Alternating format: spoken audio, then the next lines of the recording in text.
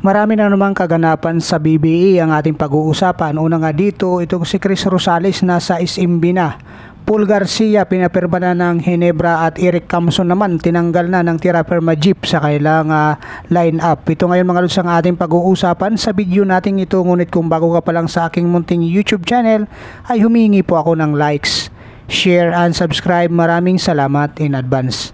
Unahin natin mga lods ang report ng spin. According nga dito, third round pick Paul Garcia lands 2-year Ginebra contract. So itong si Paul Garcia nga mga lods ay third rounder pick nga ito ng Barangay Ginebra San Miguel galing sa Ateneo de Manila. Ngayon mga lods, itong si Paul Garcia ay nakakuha ng kontrata dito sa Barangay Ginebra San Miguel dahil dito sa magandang ipinakita niya kontra dito sa New Taipei Kings sa isang exhibition games. Matatandaan na galing sa Division 3 school itong si Paul Garcia mga lods, at ang kanyang kontrata na nakuha dito sa Barangay Ginebra San Miguel ay dahil dito sa kanyang magandang performance na ipinakita dito sa isang friendly game noong nakaraang linggo nga mga lods kontra dito sa New Taipei Kings. So itong Barangay Ginebra San Miguel na si Coach Tim Con at itong team manager Alprasis Chua ay nakitaan nga ng magandang performance itong si Paul Garcia na hinahintulad pa nga nila ito dito sa kanilang MVP player na si Scotty Thompson, ang galawan nito at saka yung hustle nito. Sa katunayan ng mga lods dito sa laban na to ay umiskor ito ng 7 points, 3 rebounds at 5 assists para dito sa exhibition games na to. At ito yung kanyang naging daan para bigyan siya ng kontrata ng Barangay Ginebra San Miguel. So magandang additional itong si Paul Garcia para dito sa Barangay Ginebra. Ngayon mga lods, 2 taon nitong kontrata na pinirmahan niya dito sa Barangay Ginebra San Miguel. Kaya congrats na lang dito kay Paul Garcia. Punta naman natin itong report patungkol naman dito kay Eric Camson ng Tierra Firma Jeep. At ayon dito sa report ng spin pa rin mga lods, ang 7-year ride with Jeep reaches dead end dito kay Eric Camson. So natapos na nga itong kanyang 7-year na pananatili dito sa Tierra Firma Jeep na sinasabing long time tenure nitong Tierra Firma Jeep franchise. At itong si Eric Camson nga mga lods ay pinakawalan na nga nitong Tierra Firma Jeep ngayong paparating na PBE 49 season. So tinanggal na nila ito sa kanilang lineup mga lods. Ito mismo mga lods ay kinumpirma na mismo ni Tierra Firma Jeep team manager na si Ronald Tubid na itong si Eric Camson ngayong paparating na season 49 ng PBE ay hindi na nga makakasama sa roster ng Tierra Firma Jeep dahil ayon dito kay Ronald Tubid para mabigyan ng chance yung mga ibang player, mga batang player na dito sa spot ng Tierra Firma Jeep, kaya nila ito binitawan itong si Eric Camson. Sa ngayon itong si Eric Camson ay 34 years old na nga ito mga lods. Sa PBE Philippine Cup ay nag-average ito ng 3.2 points, 1.5 rebounds, 0.5 assists at 0.1 steals. At medyo limitado na rin mga lods ang kanyang minuto dito sa Tierra Firma Jeep.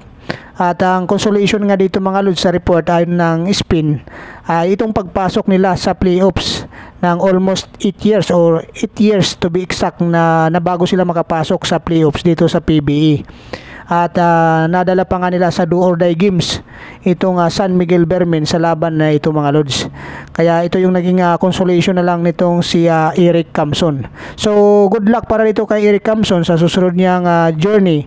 At alam natin malaki pa ang magagawa nito pagdating sa basketball. Maaari pa siyang maglaro sa ibang koponan sa PBA or maging dito sa MPBL. Ito yung kadalasan kinababagsakan ng ibang mga PBA players na walang kontrata sa PBA. So good luck na lang sa susunod na journey nitong si Eric Camson. At para naman sa pangatlong PBA updates natin, ayon sa report pa rin ng spin, SMB picks up Chris Rosales after being released by Northport Batang Pier. So marami siguro din ang nagulat dito sa balita dahil nirelease na pala ng Northport Batang Pier itong si Chris Rosales at kinumpirma nga mismo ito ni Coach George Gallant ang kanilang acquisition dito kay veteran guard Chris Rosales matapos nga itong i-release ng Northport Batang Pier. So kapansin-pansin nga dito sa PBA Media Day ngayong araw nga mga lods ay kasama na nila itong si Chris Rosales dito sa lineup ng San Miguel Bearmen. Kaya itong si Chris Rosales ay formal na nga mga lods na isang Bearman ngayong paparating na PBA 49 season. So itong si Chris Rosales nga mga lods ayon dito sa report nga ng Spin, according dito kay Coach George Gallant, ay magandang catch up nga para dito sa San Miguel Bearmen na nangangailangan ng wing position. Ayon pa nga dito mga lods sa naging report, isa ng Bearman itong si Chris Rosales matapos itong i-release ng Northport Batang Pier sa hindi malinaw na dahilan. Dahil kung matatandaan nga natin mga lods ay pinapirma pa nga ito ng Northport Batang Pier ng isang taong extension ng kanyang kontrata nitong June lamang. Pero out of nowhere nga daw ay hindi na malaman na dahilan ay bigla itong ni-release ng Northport Batang Pier at wala ngang ipinaliwanag dito ang Northport Batang Pier bakit binitawan nila itong si Chris Rosales. At ayon pa nga kay Coach George Gallant, nung nabalitaan nilang ni-release na ng Northport Batang Pier itong si Chris Rosales ay agad silang naging interesado dito sa veteranong guard ng Northport Batang Pier. Kaya ang ginawa nila dito mga lods ay pinag-practice nga nila itong si Chris Rosales para makita kung mag-fit nga ito sa sistema ng San Miguel Bearmen. At ayon din mismo kay Coach George Gallant ay nakitaan nila na pupwede nga itong si Chris Rosales sa San Miguel Bearmen. Kaya binigyan nila ito ng chance mga lods na mapasama dito sa lineup ng San Miguel Bearmen ngayong paparating na PBA 49 season.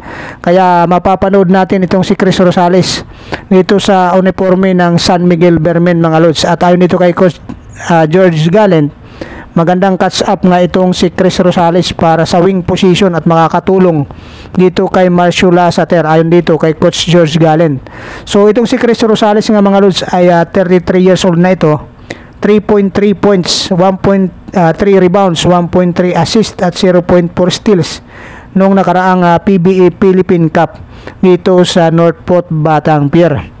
Kaya ngayon mga lods, welcome dito sa San Miguel Bearmen itong bagong acquisition nilang si Chris Rosales.